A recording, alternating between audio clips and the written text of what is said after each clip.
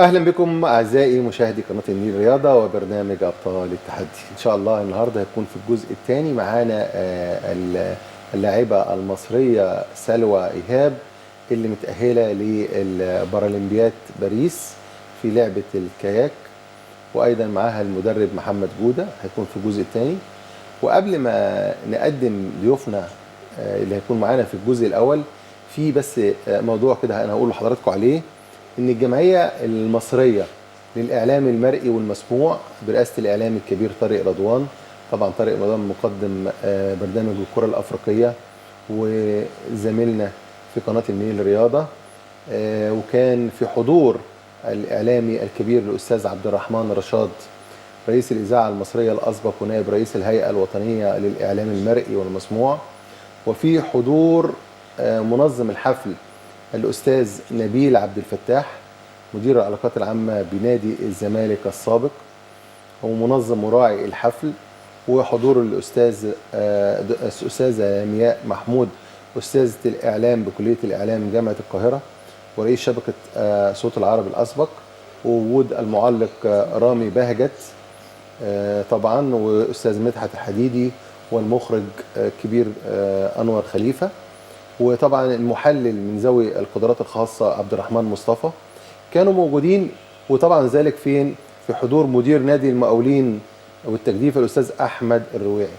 الكلام كنا بنكرم الأستاذ عبد الله الدايل اللي قدامنا ده. أستاذ عبد الله الدايل طبعا حضراتكم عارفين أكثر من 40 سنة في هيئة الرياضة، واشتغل مع أكثر من هيئة الرياضة بالمملكة العربية السعودية، وحاليا يتقلد منصب رئيس لجنة العلاقات العامة والمراسم بالاتحاد العربي لرياضة ذوي الإعاقة، اللي تشرف ان انا ارأس الاتحاد العربي. فكان تم بقى تكريمه، وطبعا الصورة قدامنا استاذ طارق رضوان وهو بيلبسه بقى البشت السعودي. قال له ايه ان احنا قبل كده ميسي لبس البشت عندنا، فانت بشت الاعلام. فكانت لفته حلوه موجوده وكان تكريم جميل. الاستاذ عبد الله من الشخصيات القويه جدا وليه دور كبير. طبعا الاستاذ عبد الله الدايل ليه دور كبير جدا في دعم العلاقات بين الدول العربيه. يعني تخيلوا شخصيه كنا اي حد، حتى احنا كالاتحاد العربي كنا نطلب منه اي دعم، اي حاجه، اي تاشيرات، يقول لك ابشر. تسمع منه بس كلمه ابشر على طول تخلص. يعني كان عندنا في منتخب مصر كان مسافر السعوديه، وكانوا جايين من رواندا، كان في بطوله في رواندا ورايحين عندهم بطوله في السعوديه. طبعا وقت ضيق عشان يروحوا السفاره. اتصلت بيه استاذ عبد الله في مشكله كده كده، واللعيبه قال لي يروحوا على طول، وراح اعمل لهم فيز اونلاين ياخدوهم المطار. يعني بامانه راجل بيخدم. حتى انا كنت بكلم الاستاذ نبيل عبد الفتاح وقبل ما اجي قال لي الراجل ده خدم الوطن العربي وخدم مصر وخدم علاقات كتيره، فما صدقنا نحاول نكرمه. فبامانه كان القعده كانت حاجه جميله جدا. وان شاء الله يعني كان استاذ طارق قال لي ان شاء الله هيكون معانا عضو شرفي في الجمعيه، وهو قال لهم انا داعم للجمعيه. فعارفين حضراتكم لما واحد يحب يعمل خير وما كانتش مترتبه. هم كان معايا من 3 ايام نزلت فيديو معايا استاذ عبد الله الدايل. استاذ نبيل عرف من الفيديو ان الاستاذ عبد الله الدايل اللي موجود في مصر، اتصل بيه وقال لك احنا نعمل التكريم. يعني شوف عمليه لما تكون مش متسهله، يعني ما فيش حاجه كده ماشيه، يعني زي ما يكون ايه شخصيه كويسه، فكل الناس بتتهافت ازاي تخدمه وازاي تخدمه، لان هو جدير وبيخدم الاتحاد العربي.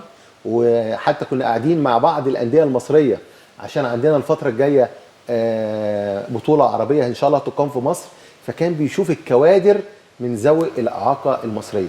فطبعا لما اجي هخدم ولاد بلدي اللي موجودين، فاتعرف على اكتر من نادي كانوا موجودين واتعرف عليهم وبقى في ألفة. ويعني ايه، هو انسان علاقات اول نادر. ده العلاقات رقم 1 في الوطن العربي بامانه. ليه؟ كل الناس بتحبه من اول الوزير الى اقل واحد في الاداره او في الوزاره يسمعوا ليه هو ماشي بحكايه جبر الخواطر. فكان بيقول لي انا ربنا مديني نعمه ان انا اقدر اعمل تاشيرات للناس وهم رايحين فين؟ ده انا بوديهم يعملوا عمره او حج. طب ده كله ثواب. فعشان كده على نياتكم ترزقون. هو راجل بتاع خير وبيحب يعمل خير، فربنا اداله مكان اللي الناس كلها تتمنى تروحه، واللي الناس كلها عايزه تعمل خير. ده رايح يعمل عمره واحد او رايح يعمل حج، فيعني مش رايح يوديه مثلا في مكان تاني. فربنا سهل له. والمستشار تركو كان مدله اكتر من 6 سنين كمان بعد ما طلع معاش. 6 سنين بيمدوا له على اساس الراجل دوت مشرف السعوديه والوطن العربي، وشرف ان هو متواجد معانا في الاتحاد العربي. نرجع لضيوفنا. طبعا معانا النهارده اعزائي المشاهدين نماذج ايضا من ذوي الاعاقه ومسؤولين انديه، وازاي يكون ذوي الاعاقه مؤثرين نستغلهم، ذوي الاعاقه المؤهلين اللي عندهم فكر.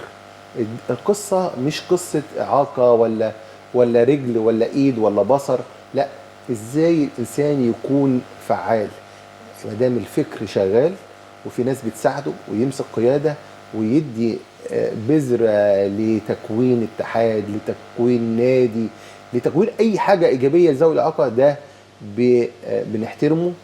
فالنهارده احنا هنحترم نجمنا الكبير اللي مشرفنا النهارده، وكان لاعب العاب قوه ومثل مصر وبقى بطل في كره القدم السباعي، واول فريق لكره القدم السباعي، ومعاه وبشرفنا ومعانا الميداليه والكاس، وحاول يفكر ان يدخل رياضه في بلده في قصيم، ففعال كمان في منطقته وفي قريته وفي بلده. مش شرط اكون انا في القاهره او في مصر الجديده او مدينه نصر او في الدقي، لا، ده انا عندي نماذج مشرفه في كل حته في القرى والنجوع. هتلاقي محمد صلاح جاي من نجريج من طنطا، فعندنا نماذج موجوده في القرى. من هنا موجود معانا نجمنا من مركز أسيم ومؤسس رياضة المعاقين البطل الخلوق الكابتن يوسف الزيني، مدير النشاط الرياضي في أسيم. مشرفنا يا كابتن. شرفنا يا دكتور إيهاب، ومتشكر جدا على التقديمة الجميلة دي، وفعلا تقديمة جميلة جدا. فالحمد لله يعني كان ليا الشرف ان انا اكون مع حضرتك في كذا برنامج، وفعلا برنامج حضرتك ادانا كتير برضه. البرنامج كنت بتسلط الأضواء على نموذج ذوي الإعاقة. انت سعيد ده. وايضا معانا نائب رئيس مجلس اداره نادي أسيم، وكان مسؤول في مديريه الشباب والرياضه في الجيزه، وازاي يستغل منصبه الايجابي لذوي الاعاقه. وتحت عارفين سياده الرئيس عبد الفتاح السيسي بيهتم بالمعاقين وذوي الاعاقه، فازاي الواحد من منصبه يقدر يخدم مجموعه ذوي الاعاقه. وايضا كان حاول يجيب لهم قطعه ارض وساهم كتير، وهو حاليا نائب رئيس مجلس اداره نادي أسيم الرياضي اللي فيه العاب كتيره لذوي الاعاقه، الاستاذ نبيل سرج. منورنا. اهلا وسهلا بحضرتك، ومتشكرين على الاستضافه يا دكتور. وانا سعيد بوجودي مع حضرتك وبوجودي في خدمه ابطال التحدي فرسان الاراده بأوسيم والابطال التحدي على مستوى جمهوريه مصر العربيه. اتشرف ان انا اكون جزء من اللي بيقدموا الخدمه ليهم. طيب احنا قبل ما نبدا عايزين نعرف الفكره جت ازاي. وحضرتك كنت قلت لي ان كابتن يوسف كان صاحب الفكره في انشاء النادي، فيا ريت تقول لنا يوسف عمل ايه. والله الفكره جت بالظبط في 2001. كان مجموعه يوسف ولاعب تاني اسمه الكابتن احمد العاطفي ومجموعه ده اعلامي كبير احمد العاطفي ده المعاقين بأوسيم.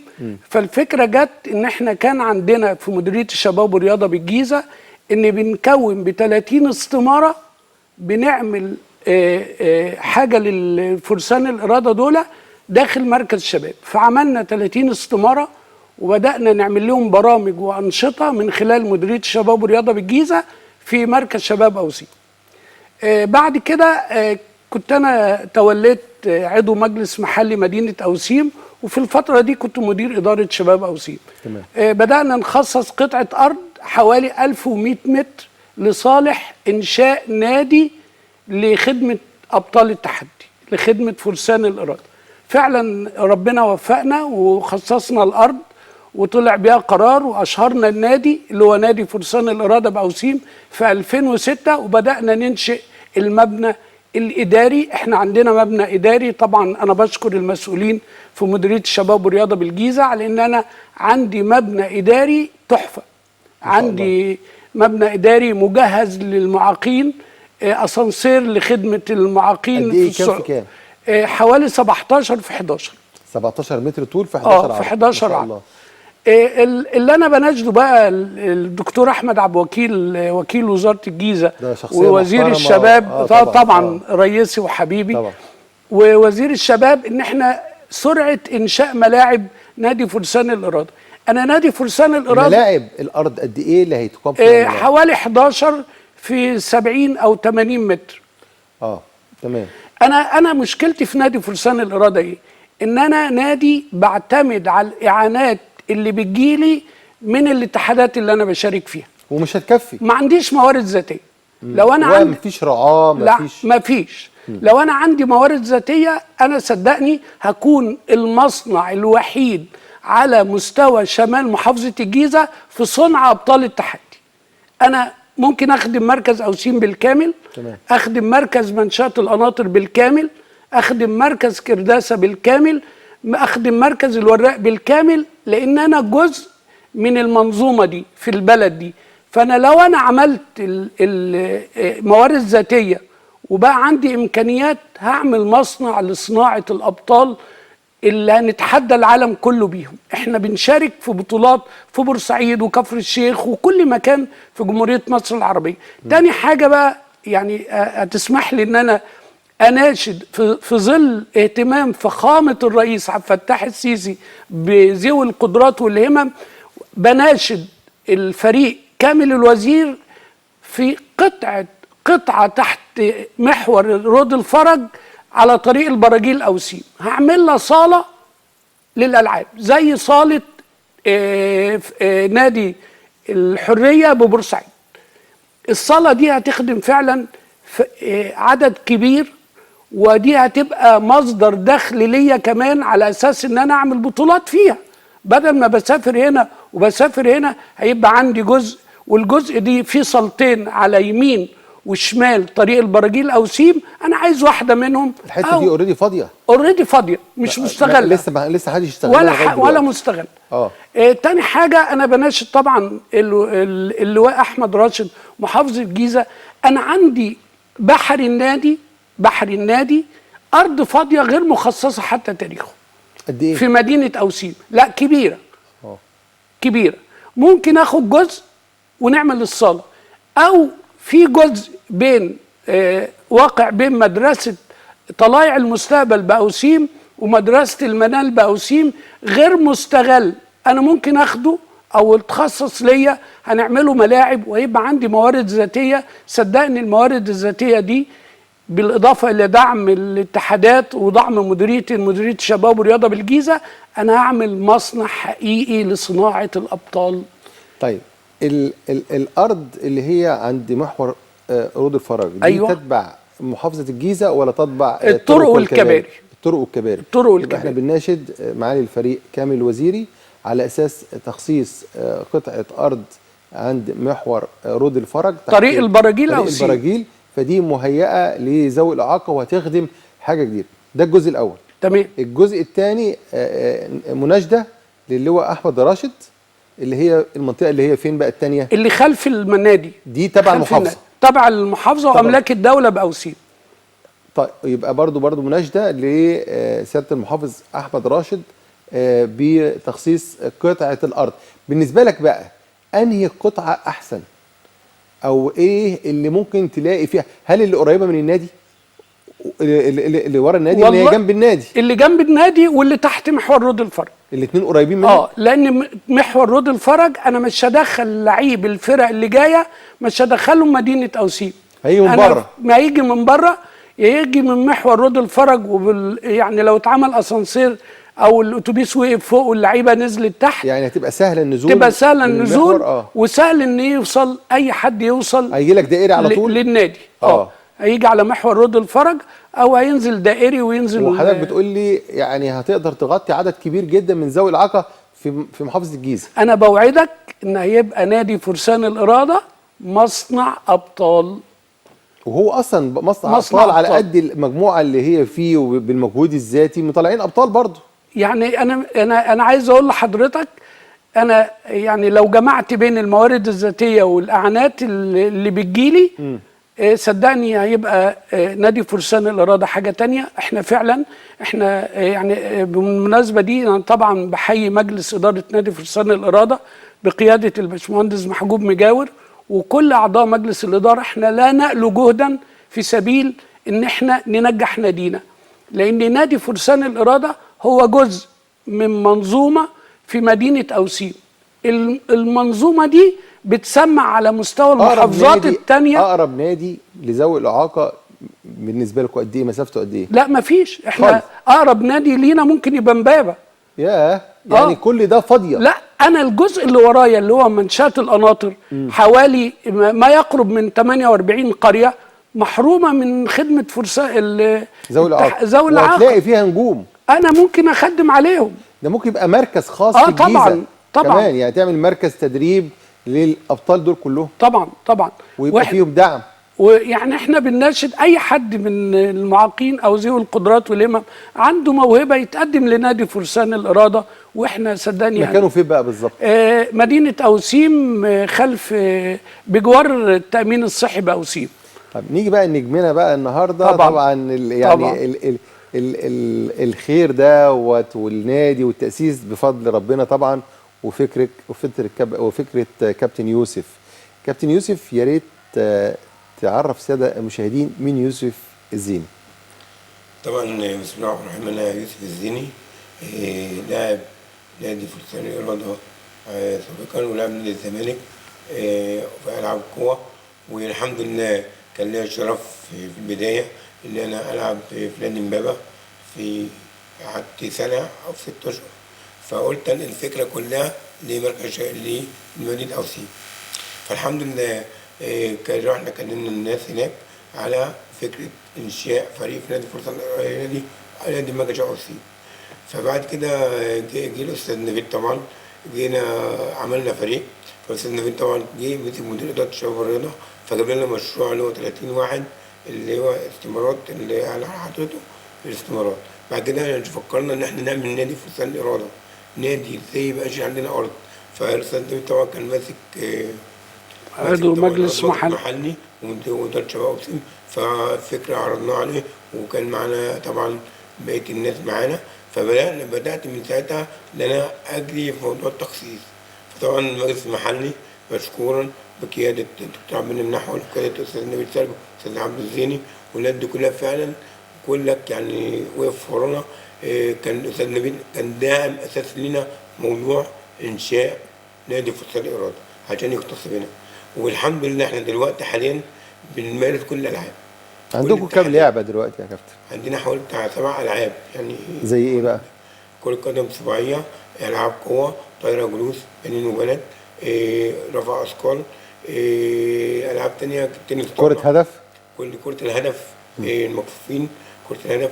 وعندنا كاراتيه اسوياء كمان. ايوه تمام. وايه ايه بقى الكؤوس دي بقى اللي حضرتك جايبها لنا النهارده؟ والميداليه اللي مع حضرتك انا كنت في ايطاليا 22 في بطوله العالم للكره السباعيه. تمام. كنت اول فريق لاعب كابتن منتخب، لاعب وكابتن منتخب مصر. كنت حضرت البطوله، عسكرنا شهرين، حضرنا البطوله الحمد لله وحققنا المركز السادس. فزنا على الدنمارك وعلى كوريا الجنوبيه ايوه فزنا عليهم. تمام. حققنا المركز السادس. كان معايا مع الدكتور مجدي طه، كان الدكتور مجدي طه المدير الفني قيادة المساعدين، ورئيس مجلس اداره الاتحاد شلال الدماغ دكتور احمد ادم واعضاء مجلس الاداره. والحمد لله قدرنا نحقق مركز سادس. الحمد لله خدت الميداليه ديت هديه، لان انا اول لعيب على مستوى العالم اسواق ومعاقين يعتزل في مباراه دوليه. هناك اعتزلت هناك؟ يعني لعبت لعبت ماتشين، الثالث اعتزلت. اللجنه المنظمه ادتني ميداليه هديه بتاع كاس العالم. وهو لازم المصريين يعملوا طبعا. حاجه شو حلو كده، فانت طبعا طبعاً. عملت حاجه كويسه. دكتور طبعا انا بتكلم، بس عاوز اقول حاجه، ان احنا بنناشد سياده وزير الشباب، دي رساله جايه لي من لعيبه كره القدم السباعيه. احنا يا سياده الوزير، احنا واخدين مركز سادس لاول مره على مستوى العالم، ونطلع اول مره ناخد مركز سادس. احنا عاوزين في بطوله بطوله العالم عدت مننا، احنا عندنا كاس العالم في شهر 11 11 الجاي ده. 11 الجاي. فبناشد الدكتور اشرف بيه صبحي وكل المسؤولين عن ان احنا نشارك في البطوله، ان احنا لنا الحق ان احنا طلعنا واتصنفنا وكل تصنيف، بس الحمد لله وجينا. عاوزين نطلع بطوله، يا ريت يا دكتور ايهاب احنا نكون من عندنا من الاقتراح. طب انتوا قدمتوا طلب وقدمتوا للجنه، قدمتوا للاتحاد؟ الاتحاد المفروض الاتحاد ان شاء الله يقدم طلب وكده. طبعا ديت كاس مصر لما جيت اعتزلت مسكت مدرب دي كنت في كوريا، كنت في ايطاليا. منتخب كوريا ده؟ منتخب كوريا خلاص بقى، ما انت بقى راجل معتزل بقى كده، فلازم يتصوروا معاك. لا انا كنت قبل الاعتزال. قبل الاعتزال لا كان حاجه جميله. دي بنتي اسماء بطلة نادي الزمالك في ال 100 متر و200 متر. برضه بنت نادي اسيم. بنت نادي الزمالك. نادي الزمالك الزمالك نادي الزمالك. يعني انت يعتبر الدولي الوحيد في اسيم صح؟ نعمل له تمثال بقى يا استاذ شرف لينا ان شاء الله. دي الدكتوره كيتي اخصائي العلاج الطبيعي، كانت في بطوله الكاس السوبر في نادي بورسعيد. تمام. دي طبعا موجوده كبيره. دي البطاقه الدوليه بتاعتي في ايطاليا. جايبين كل الداتا عنك خالص يعني انت كده خلاص معاك كل حاجه. دي كابتن طارق نادي الزمالك واسماء بنتي وانا واقف معاها. دي الفريق بتاع انكار القلب بتاع نادي فرسان الاراده اللي هو ده العاطفي ده؟ لا ده واحد شبه ولا ده ايه؟ انا قلت العاطفي. لا مش محمد العاطفي. محمد العاطفي اكبر اعلامي في مصر. ايوه طبعا، ده حبيبنا محمد العاطفي. فانا خدنا الحمد لله كاس مصر وكاس السوبر. كان معانا الاستاذ نبيل، كان معانا المهندس محكوم، كان معانا مجلس الاداره بالكامل. وفعلا بشكرهم على تدعيمهم لينا وعلى الفتره الجايه يعني. وبضم صوتي على موضوع كمل بيه الوزير اللي هو محور رد الفرج. فعلا دي هتبقى تنقل فرسان. طب انتوا قدمتوا طلب ولا لسه ما قدمتوش طلب؟ لا الورق كله موجود معانا، بس احنا مستنيين امضه كامل سياده الوزير. يعني انتوا قدمتوا طلب لكامل بيه الوزيري ولا لسه؟ لا لسه لكن الملف كامل. الملف كامل من محافظه الجيزه، طرق وكباري وكل حاجه. هو على العموم انتوا يعني قدموا الملف، واحنا نحاول احنا كاعلام برضو نكلمهم ونقدر نوصل ازاي. وبعدين دي خدمه وطنيه جميله يعني جميلة. دي خدمه ذوي الاعاقه. طب حضرتك بس كلمه عايز تقولها قبل ما نختم الجزء الشيق بتاعنا ده، وكابتن برضو يوسف لو عنده اي حاجه اتفضل حضرتك. وانا طبعا والله بنحيي برنامج حضرتك ومزيد من التوفيق ان شاء الله لحضرتك. واحنا بنناشد كل المسؤولين في محافظه الجيزه اولا ان احنا يهتموا ويدعموا نادي فرسان الاراده. وفعلا انا فعلا محتاج حد راعي لنادي فرسان الاراده، بحيث ان انا اعمل بطولات اكتر، اعمل مشاركه ايجابيه اكتر. لاني معلش مع حضرتك النهارده اللاعب اللي بجيبه واللاعب اللي هيجي ينضم ليا بالموهبه بتاعته انا راعيها، بس الرعايه دي محتاجه ماديات. فانا النهارده لما اجيب لاعب واصرف عليه واديله حقه واطلعه، هيبقى مشاركه ايجابيه ليا. في النهايه هتعود على نادي فرسان الاراده بطولات، وهتعود على مصر ببطل. اكيد يعني احنا النهارده الابطال التحدي او ابطال ذوي القدرات يعني والهمم بطل وانجاز هم. يعني انا عندي ذوي القدرات والهمم في مركز ومدينه اوسيم صوتهم مسموع عن اي حاجه تانية. يعني هم بيصنعوا بطولات، حاجات تانية ما بتعملش البطولات دي. بيروحوا البارالمبيات وبيجيبوا ميداليات وكاس العالم والرئيس بيقابلهم احنا عندنا ابطال قبلوا الرئيس، وابطال يعني في بطل من عندي راح النادي الاهلي بطلب لفخامه الرئيس عبد الفتاح السيسي. فطبعا دي جميله ايجابيه من نادي فرسان الاراده. نادي فرسان الاراده ان شاء الله وعد مني ولذوي القدرات والهمم ان نادي فرسان الاراده هيبقى حاجه جميله، وطبعا بدعم قيادات الشباب والرياضه وقيادات الجمهوريه، وطبعا ومجلس اداره وأكيد في نادي بعض فرسان العراق. في بيجي لكم دعم اكيد من رجال اعمال، من ناس لا مسؤوله عندكم؟ لا خالص. ممنوع خالص. ممنوع ان انا اقبله.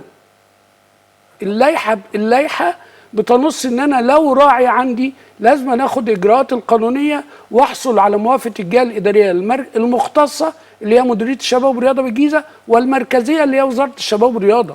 اللائحه عندي تمنع. حتى التيشيرت، لو انت هتديني تيشيرت العب بيه ومحطوط عليه اسم حضرتك، ممنوع. في اجراءات قانونيه لازم أنا اعملها. ماشي.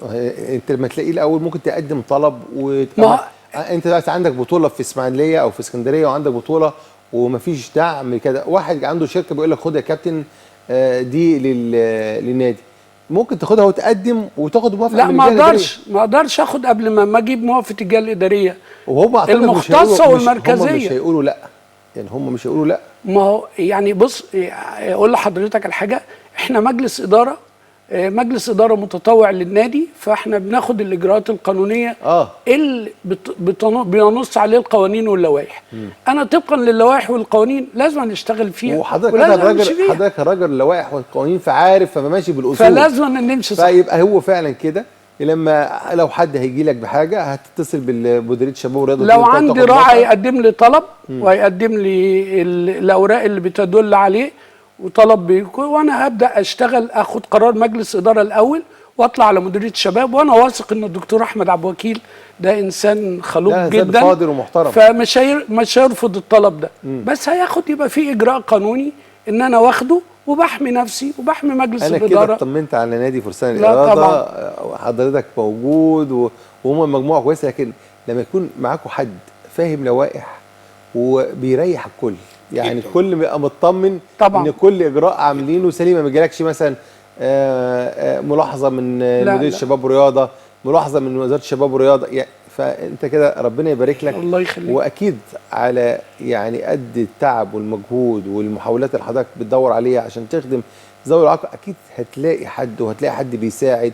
واكيد هبعت الجزء المناشده اللي حضرتك بعتها دي، اكيد هنبعتها للمسؤولين، وان شاء الله هيبقى خير.